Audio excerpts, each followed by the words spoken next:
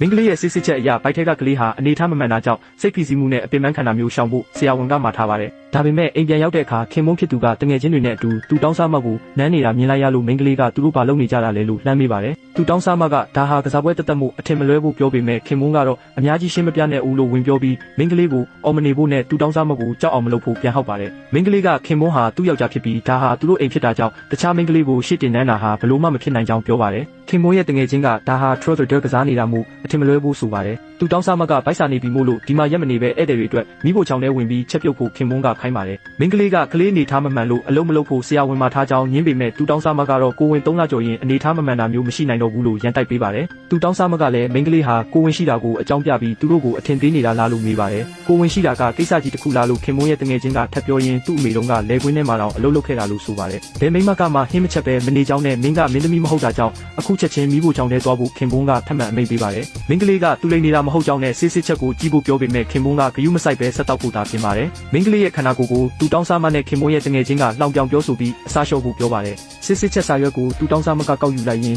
ညစ်ပတ်တယ်လို့ပြောကလုံးချလိုက်ပြီးမင်းကလေးကိုပြစ်ပေါက်လိုက်ပါတယ်။ခင်မုန်းကတော့ဟန်ဆောင်မနေဖို့နဲ့မင်းကလေးနဲ့အတူစစ်စစ်ချက်သွားဘူးလို့အခြေအနေကိုသိတယ်လို့အော်ဟစ်ပါတယ်။သူတောင်းစားမကကြားတဲ့ကဖြန့်ဖြေးခြင်းအောင်ဆောင်ပြီးအပြင်စာမှာပေးမယ်လို့ပြောတဲ့အခါခင်မုန်းကသူတောင်းစားမဟာလူမှုရေးနားလည်ပြီးယောက်ျားတစ်ယောက်ကိုဘယ်လိုမျက်နှာပွင့်အောင်လုပ်ပေးရမလဲဆိုတာသိတဲ့သူလို့ချီးကျူးပါတယ်။ခင်မုန်းဒီရဲ့စကားကြောင့်မင်းကလေးကစိတ်ပြတ်သွားပြီးချက်ပြောမယ်လို့ပြောဆိုကမိဖို့ချောင်းတဲ့ကိုတဖြည်းဖြည်းသွားလိုက်ပါတယ်။မင်းကလေးရင်းချက်နေတဲ့အချိန်သူတောင်းစားမနဲ့ခင်မုန်းရဲ့တငယ်ချင်းတို့ကပျော်ပပဖဲတွေရိုက်ကြရင် Trotter ကစားဖို့အချိန်ကြပြီလို့ဆိုပါတယ်။ခင်မုန်းရဲ့တငယ်ချင်းကသူတောင်းစားမကိုမင်းကလေးပတ်သက်တဲ့အကြောင်းအရာတစ်ခုခုပြောဖို့ခိုင်းလိုက်ပါတယ်။သူတောင်းစားမကဝေခွဲမရဖြစ်တယ်လို့ဟန်ဆောင်နေပါသေးပြီးခင်မုန်းကဒါဟာကစားပွဲတက်တက်မှုဘယ်သူမှအတီးမယူပါဘူးလို့အားပေးတော့မှသူတောင်းစားမကစကားဆပါတယ်။ခင်မုန်းဖြစ်သူကသူ့ကိုပြောပြပူတာကတော့မင်းကလေးရဲ့ဘိုက်ပေါ်ကကိုဝင်ဆောင်ကြောက်ပြရတွေဟာတီကောင်တွေနဲ့တူတယ်ဆိုတဲ့အကြောင်းထုတ်ပြောပြီးတောင်းပြောင်းလိုက်ပါတယ်။ဒီစကားကိုကြားလိုက်ရတဲ့အခါမင်းကလေးကတကယ်ကိုဒေါသထွက်သွားပြီးဒါဟာဒီကိုဝင်ကြောက်ဖြစ်ရတာဖြစ်ပြီးဘသူအတွက်ကြောင့်ဒီလိုအနစ်နာခံထားရတာလဲလို့ခင်မုန်းကိုမေးခွန်းထုတ်ပါတယ်။ဒါကိုဟာတာလို့ထင်နေတာလားလို့လဲဝမ်းနဲ့တကြီးမေးပါတယ်။သူတောင်းစားကဒါဟာကစားပွဲပဲမလို့မင်းကလေးစိတ်တူသွားရင်တောင်းပန်ပါတယ်လို့ခေါင်းငုံလိုက်တော့ခင်မုန်းကတားလိုက်ပါတယ်။သူတောင်းစားမကစတာကိုဘာလို့ဒီလောက်အတီးယူနေတာလဲလို့ခင်မုန်းကပြောလိုက်တော့မင်းကလေးကဒါဟာခင်မုန်းဖြစ်သူရဲ့ဟာတာအမြင်လားလို့မေးပြီးသူ့ကလေးကိုလွှဲထားပေးရတဲ့အပြင်ပင်ပင်ပန်းပန်းချက်ပြုတ်ပေးထားတာကို